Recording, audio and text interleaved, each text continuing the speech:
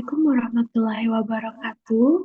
Shalom, Om Swastiastu, Namo Buddhaya, salam kebajikan, salam sejahtera bagi kita semua. Sebelumnya, izinkan saya untuk memperkenalkan diri. Perkenalkan, nama saya Oktavia Hairunisa. NIM saya 24110153200017. Saya berasal dari program studi farmasi. Nah, adapun tujuan dan maksud saya membuat video ini untuk menjelaskan dan memberikan sedikit pemahaman saya mengenai sistem kardiovaskular dan sistem respirasi pada manusia. Nah, memasuki materi yang pertama, yaitu sistem kardiovaskular. Yang pertama, apa sih itu sistem kardiovaskular? Jadi, sistem kardiovaskular itu adalah sistem organ pada tubuh manusia yang berfungsi untuk mengalirkan darah ke seluruh tubuh. Nah, sistem ini juga dikenal sebagai sistem peredaran darah. Adapun komponen di dalamnya yaitu jantung, darah, pembuluh darah yang berfungsi untuk memberikan juga mengalirkan suplai oksigen dan nutrisi ke seluruh jaringan tubuh yang diperlukan dalam proses metabolisme.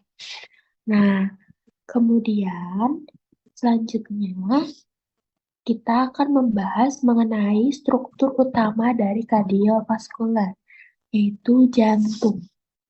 Nah, ini dia bentukan jantung. Lalu apa sih fungsi jantung? Jantung berfungsi untuk memompa atau mengirimkan darah ke seluruh jaringan tubuh. Nah, for your information, jantung ini setiap orang itu berbeda-beda.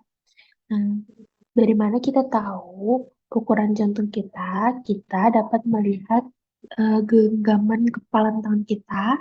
Ini seukuran dengan jantung milik kita. Oleh karena itu, setiap orang pasti memiliki ukuran jantung yang berbeda-beda. Nah, kemudian kita lanjut ke pembuluh darah. Nah, pembuluh darah itu terbagi menjadi 3, yaitu arteri, vena, dan juga kapiler. Nah, arteri itu dia berfungsi untuk membawa darah dari jantung ke seluruh tubuh. Contohnya ada aorta dan arteri pulmonalis. Kemudian ada vena yang berfungsi untuk mengembalikan darah ke jantung. Nah, contohnya ada vena cava superior dan juga vena cava inferior. Nah, yang terakhir ada kapiler. Kapiler ini merupakan pembuluh darah kecil yang memungkinkan pertukaran nutrisi, gas, dan produk limbah antara darah dan jaringan. Nah, sekarang mari kita bahas mengenai anatomi jantung. Nah, yang pertama, mari kita belajar mengenai lapisan jantung. Nah, lapisan jantung itu terbagi 3. Ada endokardium, miokardium, dan juga perikardium. Nah, perikardium itu sendiri adalah kantung yang berisi cairan yang mengelilingi jantung dan juga melindungi jantung. Nah, perikardium sendiri itu terbagi jadi 2, yaitu perikardium parietal dan juga perikardium visceral. Nah, seperti inilah gambaran perikardium. Kita bisa lihat dari bawah sini bahwa masih ada yang membungkus jantung. Nah, ini perikardium fibrosum yang membungkus jantung. Nah, Kemudian, mari kita lanjutkan ke struktur jantung.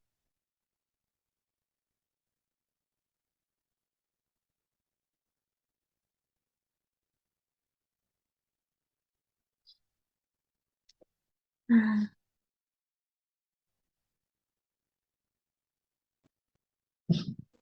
jantung sendiri itu mempunyai 4 bagian. Ada atrium kiri atau yang waktu masih semasa sekolah kita kenal sebagai serambi kiri, ada atrium kanan atau serambi kanan, ventrikel kiri atau bilik kiri, serta ventrikel kanan atau bilik kanan. Nah, yang pertama itu ada atrium kiri atau serambi kiri. Nah, serambi kiri ini berfungsi menerima darah yang kaya akan oksigen atau darah bersih dari paru-paru melalui vena pulmonalis. Nah, jadi di mana sih letak atrium kiri atau serambi kiri? Dia terletak di sini, di bawah arteri pulmonalis. Nah, lalu yang mana vena pulmonalis? Vena pulmonalis itu yang 4 cabang di belakang ini yang berwarna merah. Ini adalah vena pulmonalis. Jadi, darah bersih diterima dari dia salurkan oleh vena pulmonalis yang kemudian masuk ke atrium kiri atau serambi kiri. Nah, kemudian ada juga yang namanya atrium kanan atau serambi kanan. Nah, serambi kanan dia itu berfungsi menerima darah yang miskin oksigen atau darah kotor dari seluruh tubuh melalui vena cava superior dan vena cava inferior. Nah, sebelumnya atrium kanan atau serambi kanan itu yang ini dia menerima darah yang kotor dari cava inferior dan cava superior. Yang manakah kava inferior dan kava superior? Untuk kava superior itu berada di bagian atas dan dia menerima eh, darah yang miskin akan oksigen dari bagian atas. Nah, sedangkan vena cava inferior dia menerima darah kotor dari bagian bawah tubuh. Nah, kemudian kita lanjutkan dengan ventrikel kiri atau bilik kiri. Nah, bilik kiri itu di dalam sini. Nah, dia berfungsi untuk memompa darah yang kaya akan oksigen ke seluruh tubuh. Jadi, darah yang sudah disalurkan oleh dari vena pulmonalis ke serambi kiri, kemudian masuki ventrikel kiri atau bilik kiri, yang kemudian akan dipompa ke seluruh tubuh melalui aorta. Lalu yang manakah aorta itu? Ini aorta yang berwarna merah besar di sini, ini aorta. Kemudian ada ventrikel kanan atau bilik kanan. Nah, dia berfungsi memompa darah yang miskin atau yang kotor akan oksigen ke paru-paru melalui arteri pulmonalis. Nah, ventrikel kanan atau bilik kanan berada di sebelah sini. Nah, dia memompa jadi darah itu masuk dari kava inferior dan kava superior, kemudian disalurkan ke atrium kanan atau serambi kanan, yang kemudian akan disalurkan kembali ke ventrikel kanan atau bilik kanan, yang kemudian akan dipompa ke paru-paru melewati arteri pulmonalis. Lalu yang manakah arteri pulmonalis itu? Arteri pulmonalis itu yang berada di bawah aorta ini. Ini adalah arteri pulmonalis. Nah, kemudian kita lanjutkan ke katup jantung.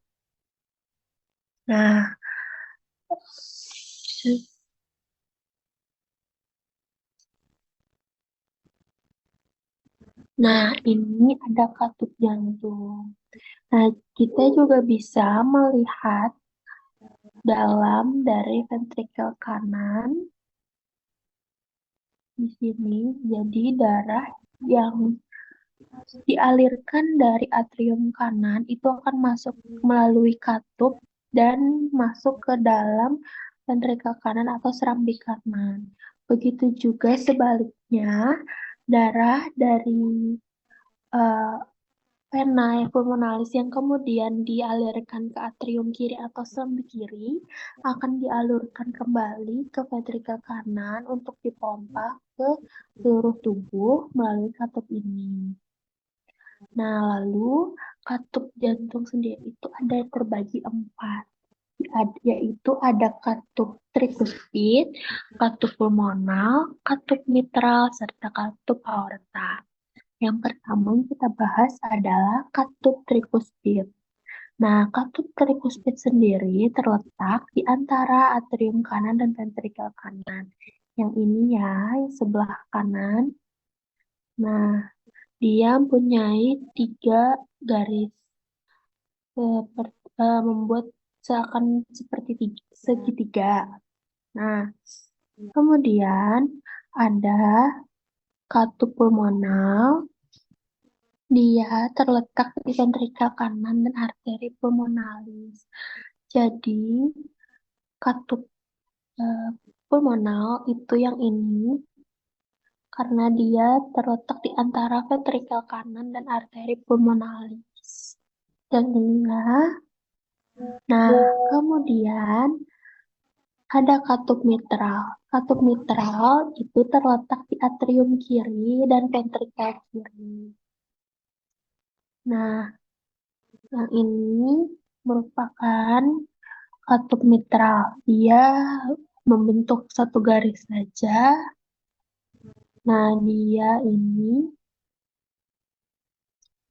yang bernama katup mitral yang terletak di antara atrium kanan, atrium kiri dan ventrikel kanan. Nah, kemudian yang terakhir ada katup aorta yang terletak antara ventrikel kiri dan aorta. Nah, ini katup aorta. Dia terletak di ventrikel kiri dan aorta ya.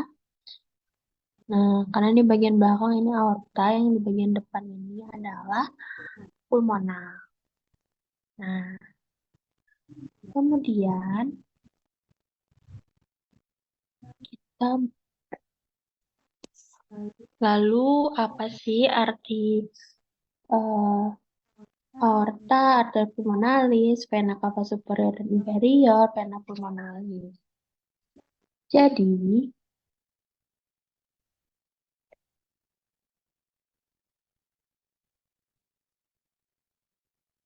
nah, aorta sendiri,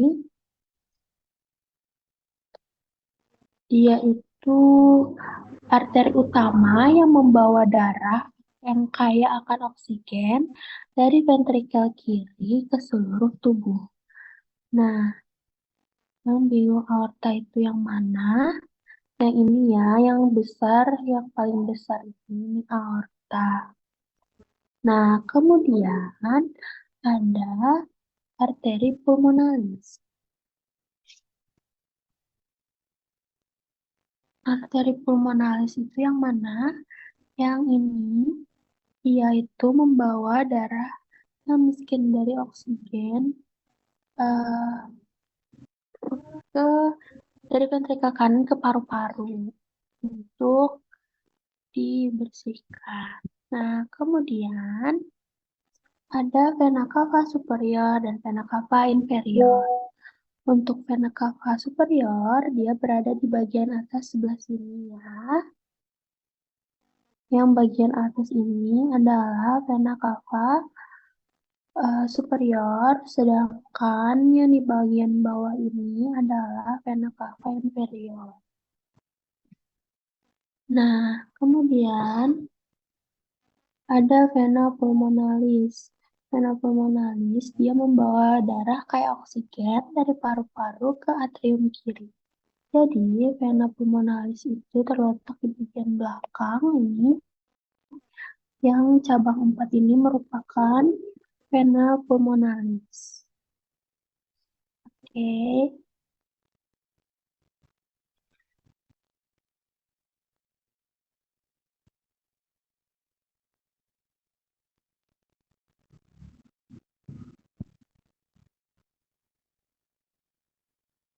Nah, baiklah, saya cukupkan untuk pembahasan kardiovaskular.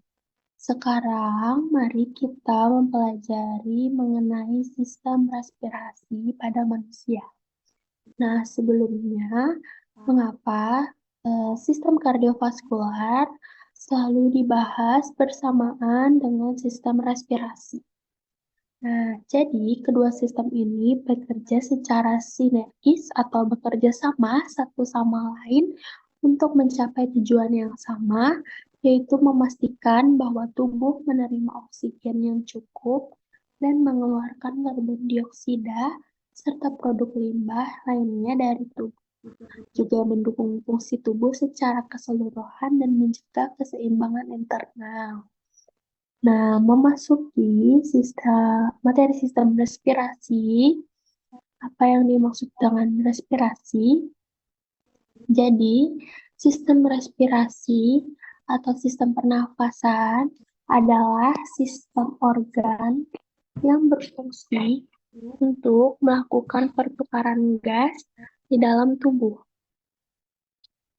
seperti masuknya oksigen dan keluarnya karbon dioksida dari tubuh. Nah, adapun penyusun dari sistem respirasi atau sistem pernapasan itu meliputi saluran pernafasan atas dan saluran pernafasan bawah. Nah, saluran pernafasan atas merupakan struktur penting yang berfungsi untuk menyaring, memanaskan, melembabkan udara yang kita hirup sebelum akhirnya ia memasuki saluran pernafasan bawah dan paru-paru. Nah, saluran pernapasan atas terdiri dari hidung, kakun nasalis, faring, dan laring.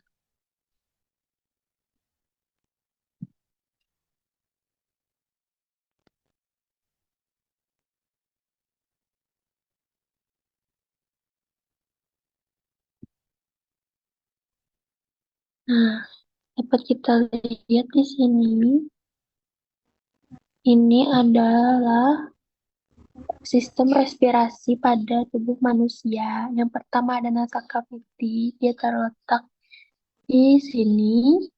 Kemudian yang kedua ada hidung, lalu ada mulut, kemudian ada laring, lalu ada eh, paru-paru kiri, kemudian diafragma, ada tenggorokan, dan banyak yang lainnya.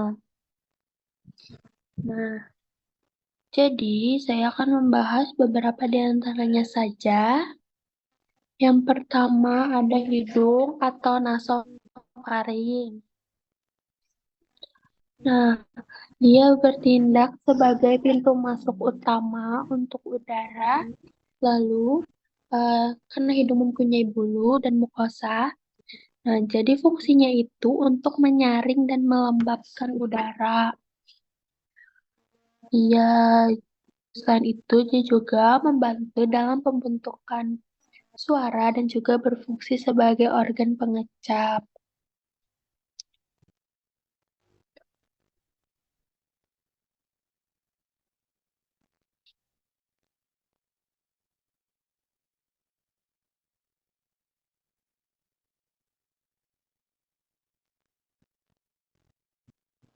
Nah, ini bagian sistem pernafasan atas, ada hidung atau nasofaring. Jadi udara akan masuk melewati bawah sini, kemudian masuk. Nah, kemudian ada faring. Nah, faring itu terletak di belakang hidung dan mulut. Nah, faring berfungsi sebagai laluan udara untuk menuju laring. Dia juga membantu dalam proses menelan makanan. Yang ini. Hmm. Nah, kemudian ada laring. Laring sendiri itu terletak di antara faring dan trakea. Laring berfungsi untuk melindungi saluran pernapasan daripada makanan. Ia juga mengandung pita suara untuk menghasilkan suara. Nah, jadi semua struktur sistem pernafasan bagian atas ini saling bekerja sama untuk memastikan udara yang masuk ke dalam tubuh kita bersih dan sesuai sebelum akhirnya memasuki paru-paru.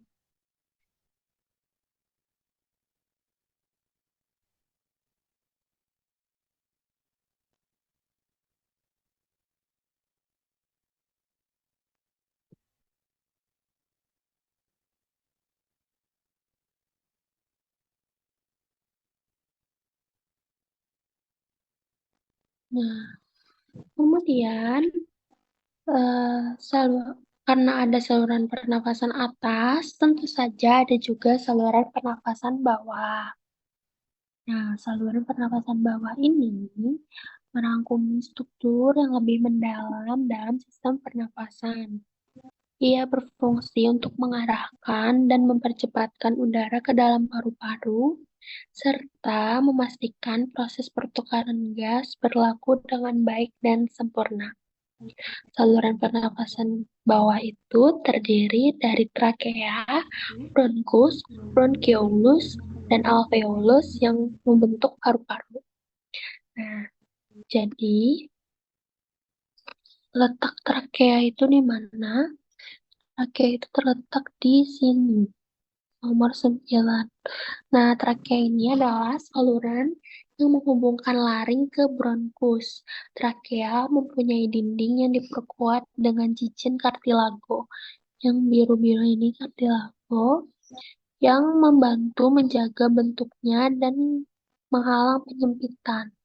Fungsinya adalah untuk mengalirkan udara dari laring ke bronkus. Kemudian ada bronkus. Nah, bronkus di sini. Bronkus adalah cabang batang tenggorokan yang terletak setelah tenggorokan atau trakea dan sebelum paru-paru. Sebagai saluran udara, bronkus memastikan udara masuk dengan baik dari trakea ke alveolus. Nah, letak alveolus sendiri itu berada di sini.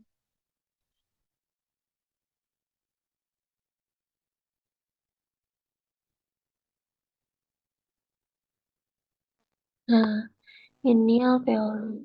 Alveolus.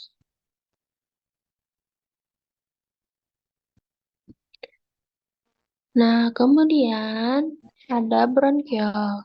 Bronkiol memiliki fungsi utama untuk membantu proses distribusi udara di dalam paru-paru, yaitu mengalirkan udara yang kaya akan oksigen ke alveoli untuk bertukar dengan karbon dioksida.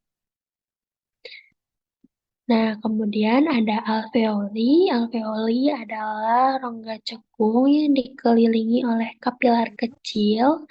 Bagian ini memiliki peran sebagai tempat oksigen dan karbon dioksida saling bertukar. Setelah oksigen diserap, darah akan mengalirkan karbon dioksida menuju alveoli untuk dihembuskan keluar. Nah, pertukaran oksigen dan karbon dioksida tersebut terjadi pada dinding alveoli dan kapiler yang sangat tipis. Nah, kemudian ada pleura. Nah, pleura itu adalah lapisan yang melapisi paru-paru dan dinding dada. Atau lebih jelasnya, pleura merupakan membran atau selaput tipis berlapis ganda yang melapisi paru-paru. Nah, lapisan pada sistem pernafasan ini mengeluarkan cairan atau pleural fluid yang kemudian para ahli disebut dengan cairan serous. Nah, fungsi pleura yaitu sebagai pelumas bagian dalam rongga paru agar tidak mengiritasi paru saat mengembang dan berkontraksi saat bernafas.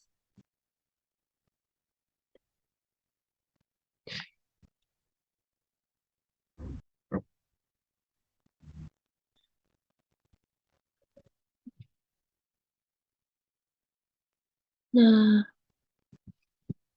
sebentar ya, saya carikan. eh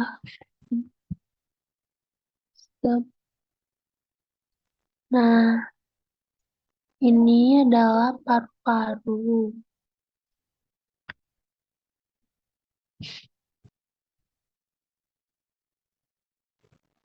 Baik, nah karena ini ada paru-paru, mari kita lanjutkan untuk membahas paru-paru. Nah, paru-paru merupakan organ utama untuk pertukaran gas. Paru-paru merupakan organ yang jumlahnya sepasang, kiri dan kanan.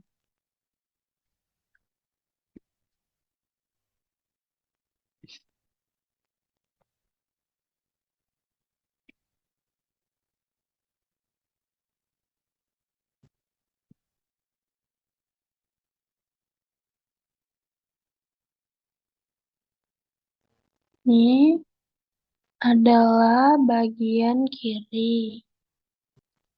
Nah, just for your information, eh, paru-paru kanan dan paru-paru kiri itu berbeda entah dari bobot ataupun ukurannya. Nah, jadi soal bobot, paru-paru kiri orang dewasa yang ini umumnya memiliki berat sekitar 320 sampai 550 gram.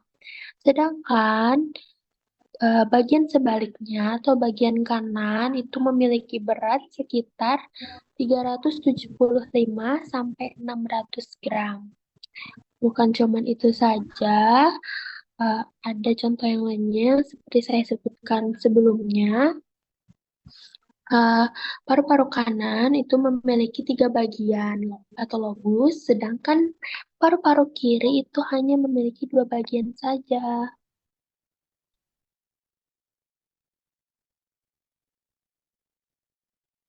Nah, ia hanya terdiri dari 2 bagian saja. Nah, paru-paru kiri itu memiliki 2 lobus yang ini, yaitu lobus superior dan juga lobus inferior. Ukuran yang kiri pun lebih kecil daripada yang kanan. Karena jantung berada tepat di lobus tengah-tengah kiri paru berada. Nah, bisa kalian lihat di sini, dia berada di tengah-tengah dari 2 bagian lobus di jantung kiri, di paru-paru kiri, maaf.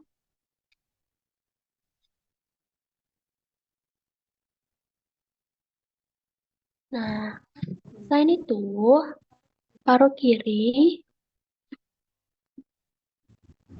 dia itu memiliki 2 bagian yang tidak paru kanan miliki, yaitu takik jantung atau tempat jantung berada, dan lingula. Nah, perpanjangan dari lobus superior, kemudian paru-paru di sisi kanan terbagi. Mohon maaf, lingula itu perpanjangan dari lobus superior. Nah, bisa kalian lihat di sini, ini merupakan takik jantung atau tempat jantung berada. Nih, ini paru kiri. Baik.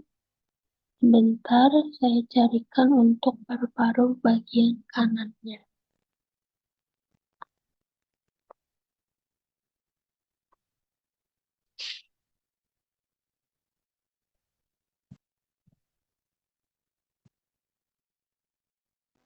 Nah, ini paru-paru bagian kanan, seperti yang sudah saya jelaskan di atas tadi, paru-paru kanan itu memiliki 3 lobus, yaitu superior, tengah, dan inferior. Nah, ukurannya pun lebih pendek dari yang ke kiri, tapi dia juga lebih besar. Nah, keduanya itu tertutup dengan lapisan pelindung yang bernama jaringan pleura. Jadi yang sebelumnya sudah saya jelaskan bahwa pleura itu bagian luar jantung, kayak bagian tipis jantung lah yang melindungi jantung. Maaf, melindungi paru-paru. Nah, baik.